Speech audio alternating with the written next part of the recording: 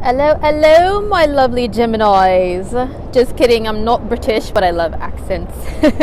Hey, what's up, Gemini? I am here to tell you what's going on for you in the month of February 2016 as far as the astrology. Sorry, there's a bee buzzing around me. So what's going on for Geminis in the month of February? Well, first of all, the sun starts out in your ninth house, which is Aquarius. What area of your life that's going to be highlighted is the ninth house, which is higher education, expanding your mind. It's also travel, and I know Geminis, you naturally like those things. You like to move around, you like to travel, you like to expand your mind, you like to learn new things. The ninth house is learning new things on a higher level, like say for instance reading a really thick book, like reading an educational book. It's not just reading for entertainment like Geminis normally do. You may be inclined to actually really learn something deep, something new. So that's the sun in the ninth house. And also travel, even if you're not traveling out of state or out of the country, which is normally what the ninth house is about, you could feel more adventurous to where you just want to get out and about in your town or even just in your state. Go to next city over and see, hey, what's cracking over there? What kind of restaurants do they have? Go to an amusement park or go to a museum. It's just adventurousness. That's the ninth house. When we get to February 20th, the sun moves into Pisces. Pisces is your 10th house, the house of your social standing, your career. The focus is going to shift a little bit as far as the sun. You're going to go from having a good time, maybe being on vacation, or maybe even training and learning some higher mind things that are contributing to your advancement in career. Then the sun in the 10th house is going to shift to like, bing, all right, now it's career time. Now it's time to get serious up in this place. I really want to be seen. I want to be known. I want to be heard. I want people to respect me. That's the 10th house. If it's not career, then it's social media can be kind of counted as the 10th house. It's how people see you publicly, in the public spotlight. So you are going to be seen. You are going to be paid attention to, even if you're going to try to hide under the radar, Gemini. No. Your bosses, your higher ups, they're going to have their attention on you. And so you need to perform to your best abilities and utilize whatever skills that you learned when the sun was in your ninth house. On the 28th, as far as the sun, it's going to be in conjunction with Neptune. Ooh, and it's in your career sector. So what can happen? It's a couple of things. I mean, you can lose a little bit of focus as far as what you really want in career, or you can just get lost, out of touch with reality, nothing to do with career at all. Just want to escape and get away and like daydream. Or if you're in a career that's very creative, the sun conjunct Neptune in your career house, ooh, let me tell you, that is some serious creativity that's going to come out of you. And that's going to be the best time, like a few days before, a few days after, and on the 28th of February to let that creative light shine in career. So what's Venus going to be doing in February for you? Well, Venus is going to be in Capricorn for the first half of the month, and that's in your 8th house. Geminis, your 8th house is the house of intimate relationships and bonds with people. It's the house of sharing resources and finances with people, and that includes business and personal. It's your secondary income, supplementary income, which is income that you get other than from working. Insurance, taxes, settlements, inheritances, those all count in the 8th house. But Venus being there, it can be about money. You can have some good things happen to you as far as financially. If you're looking to win a settlement, if you're looking to change some things around in your insurance or get money back on your taxes, there are some other transits going on that make you need to be a little careful when it comes to the taxes and things. But at the same time, Venus being in the 8th gives you a little bit of an advantage to where it can go a little more smoothly if you need to work out some things regarding 8th house matters.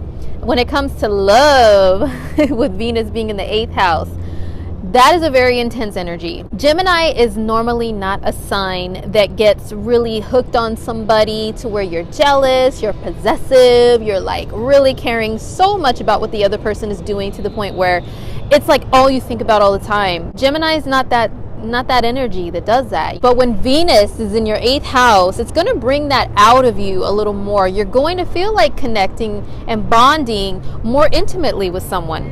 Whatever that means to you is really up to you, because I know Geminis, you guys like a little variety in your life, but you may feel, at least for this time frame, like sticking to one person, maybe. When we get to the 8th though, Venus on February 8th is going to conjunct Pluto in your 8th house. So this is pretty serious. This is like, those 8th house feelings are intensified, Gemini. So you're really going to feel like intimately bonding with someone. All I have to say is, don't be one of those crazy people that get all out of control jealous and start stalking somebody and looking in their phone and doing all kinds of stuff like checking their emails and their Facebook messages. Don't be like a Scorpio, but you can be more inclined to be that way during the Venus in your 8th house, and especially conjunct Pluto time. So just try to keep that under control if you can, but enjoy some intimate bonding with people. When we get to the 18th of February, Venus is going to be in Aquarius, and that's in your 9th house. So here's more 9th house energy. That's learning, like higher learning, it's travel, it's adventurousness.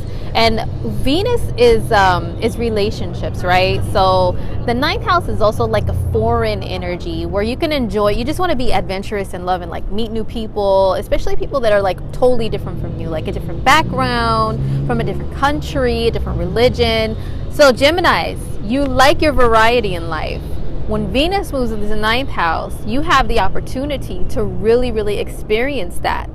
I would say take full advantage in your Gemini way and just enjoy meeting new people, maybe going on some dates with like people from, say you go on a date with someone from Germany on Tuesday, and then someone from Brazil on Wednesday, and then someone from the UK on Friday. Have some variety. I know that's what Geminis like, and you really have the opportunity with Venus in the 9th. Another thing is you could just be more adventurous when it comes to like food and stuff that you enjoy. Maybe you might want to buy something foreign. You might want to just go to like a foreign restaurant to try some new things. Gemini, you love trying new things, so I'm telling you, Venus in the 9th is like an excellent time for you to enjoy yourself to the fullest. So Mars is continuing to move through the sign of Scorpio. And for you, Scorpio is your 6th house. The 6th house is the house of health. It's the house of daily routines. It's the house of your work environment. Mars is a bit of an angry energy, to be honest. It's an intense energy. There's good and bad to it. First, let me tell you about the bad to get that out of the way. As far as work, your work environment, I've already had Gemini friends tell me, oh my gosh, work is driving me crazy right now. I have angry customers, people yelling at me, people screaming, angry emails, and then I get just agitated with them in return when normally I keep my cool or I can talk my way out of things. This isn't happening for me right now. It's just really intense at work. Geminis, you're going to have the situations come up for you while Mars is in the sign of Scorpio, okay? He's going to dip in and out of Scorpio and Sagittarius, but while he's in Scorpio, I'm really sorry to tell you this, but these issues at work are going to pop up. But the good part about that is you just have the opportunity to really work out some problems, okay? Really work them out in the workplace. Generally, you get along with people pretty well in the workplace. And Mars being in your work sector, it's going to make it a little more difficult. So just hang in there, hang tight, and everything will be cool. Just woosah, maybe take a little bit extra breaks if you can. As far as health, Gemini, I know you guys have issues. A lot of you have issues with like your lungs, your breathing, your allergies, sinus problems, and things like that. And unfortunately, because the 6th house rules your health, you could have more irritation and aggravation during this time, and especially because in at least the northern hemisphere, and in the Western world, we're experiencing colder weather. So Geminis, please take care of yourselves so that your allergies and your sinus problems don't get too out of control. And try to take something that's anti-inflammatory, or eat foods that are anti-inflammatory, or like spices like turmeric is anti-inflammatory. So find a recipe for turmeric milk online. And Geminis, I know you guys are picky as hell, but you know what? If you want to take care of yourself and not have all these issues, I'd really suggest you find some natural remedies. Or if you're into taking, modern medicine medication, yeah, you know what? Step it up. Get those medications lined up so that you can be comfortable, because this is going to be a time where you may have a little more discomfort and irritation when it comes to health. So just take care of yourself. The good part about Mars and Scorpio in your 6th house is also tackling debt. The 6th house is debt, debts that we owe to people. Mars there wants to just get things out of the way. It's like, move out of my way. Any obstacles in my way that's keeping me from getting things done and doing what I want to do in life, I want to get them out of the way. That's what Mars is telling you. So if you have any debts, this is a great time to work on those and get them out of your life for good. So that way you can go out and just, be more adventurous again and enjoy yourself without knowing that, oh my God, if I spend this money, then it's going to come back on me because it's supposed to go towards a bill, and then I can't have any fun. And Geminis, you guys love fun, okay? So just get those bills and debts taken care of so that way you can continue to enjoy your life, Gemini. So what is your buddy Mercury doing? Mercury is your ruling planet. Well, Mercury is going to continue to be in the sign of Capricorn in the beginning of the month until the middle of the month. He starts out conjunct Pluto, and Pluto is a very deep, intense energy. Mercury is the mind, and this is going on in your 8th house. So it's like extra super deep energy, okay? Your mind is really going to be going to the depths. A good thing to do during this time, especially with the 9th house energy also happening this month. And the 9th house is like reading books and stuff, and Mercury is your mind. You can get into some really, really good mystery novels, mystery books, or even shows, TV shows that are like mystery or murder mysteries and stuff. It's a good time to enjoy those things. That's a positive outlet for Mercury conjunct Pluto in your 8th house. A negative one is being prone to more paranoid thinking, pessimistic thinking about things on too intense of a level to where you become obsessive. Or a lot of times the 8th house, since the 8th house rules death and regeneration, unfortunately when Mercury is in there, especially conjunct Pluto, a lot of people can start thinking like there's no way out. If I'm having a problem, there's no way out of this. Well, I'll tell you, Gemini, yes, there is a way out. And I know that you're great with using your mind to find different solutions to things. So don't let the intensity of Mercury and Pluto in your 8th house get you caught up to where you feel so intense that like you're stuck. You're just stuck there. No, flush all those crappy thoughts out of your mind, because the 8th house is getting rid of things that no longer serve you and that are like poisonous, toxins to you. I would seek out, the comfort and security of a trusted person to discuss these things with and just get them out of your mind. Don't let them harbor in there. Gemini, you're really good at talking and communicating. You know what? All those deep thoughts, if they're too intense and they're too like corroding your mind, just get them out. And that way you can just continue on being your merry little Gemini self and back to your light-hearted thoughts. Now, when Mercury moves into Aquarius on the 14th, which is Valentine's Day, there's the light-hearted energy when it comes to your thinking, your logical, practical thinking. You're going to have it back again. You're going to be thinking more optimistically, okay? You're going to be more adventurous in your mind and be looking for the next adventure even more than usual.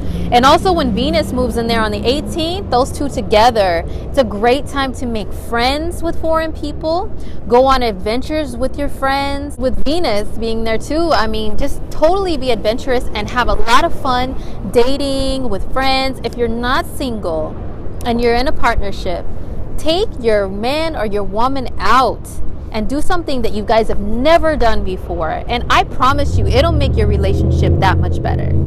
Jupiter continues to be in Virgo in your 4th house, Gemini. The 4th house is the house of home and family, and that means your physical home too. And with the North Node also there, if any planet is in conjunction with the North Node is like an accelerator. Sorry, I hope you can hear me through this noise. OMG. I'm sure Geminis don't mind all the hustle and bustle of the streets. The North Node accelerates whatever planet is in conjunction with it. It accelerates their power. So, Geminis, I'm sure a lot of you may be buying a house right now, or expanding your home, or renovating your home, redecorating your home. You might be thinking about expanding your family. Maybe having more family members move in with you. Since Geminis can handle a lot of people around, that might be something that happens. Also, you may be thinking about adding a new addition to your family, as in children. That's something else that can happen. And with Jupiter and the North Node together, your chances of having a child, if that's something you're able to do physically, are going to be increased. So if that's something that you want, is a baby, is a family, this is a really good time. Jupiter is going to be in Virgo, but retrograde. So remember that though. Retrograde means going back over things, and rewriting your plans and your goals. So that way when the retrograde motion ends and Jupiter goes forward again, you can go forward with those goals, and they're more likely to happen in the way that's favorable to you. So just keep that in mind with Jupiter retrograde. The new moon is going to be at 19 degrees Aquarius on February 8th. For you, that's in your 8th house. More 8th house activity. Ooh, Gemini. Just don't let all that 8th house energy get you all cray, Gemini. The 8th house, new moon. It means a new beginning. So that means that you can have a new beginning with an intimate partnership. You know, you can begin something with them.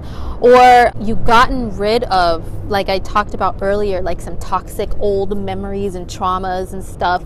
New moon is like, you know what? I feel fresh and new and refreshed. Like I got rid of all that old crap hanging out up here in my subconscious mind. This happens on the 8th. The full moon happens at 3 degrees Virgo. And this is on the 22nd of February, and this is in your 4th house. Things may come to a head when it comes to home and family. A final decision could be made, like whether or not to have children, whether or not to expand or renovate the home, whether or not to have family members move in with you. So final decisions can be made regarding home and family during this full moon. So just be careful, because also the full moon is like an intensification of emotion, right? It's like everybody, no matter what sign it's in, no matter what sign anybody is, okay? The full moon makes everybody feel more intense on that day. And for you, because it's in your house of home and family, it can intensify the emotions to where there's a fight that breaks out, okay? That's like the worst that can happen. Gemini, keep yourself under control. I know you guys fight back with words. Bite your tongue if you can, if your family members are annoying you, okay? Unless there's something that really needs to be resolved amongst family, then yes, use the full moon to like finally get what you want to say out, so that everybody can calm down and be like, oh, okay, I didn't know that. That's what can happen with the full moon in Virgo on the 22nd. Okay, Geminis, I really hope you enjoyed your horoscope. I am so surprised I have not had any Mercury retrograde issues during a Gemini Mercury ruled video. But thank you so much for watching. Please stay tuned. I will continue to do monthly horoscopes. I hope you enjoyed. Have a great February.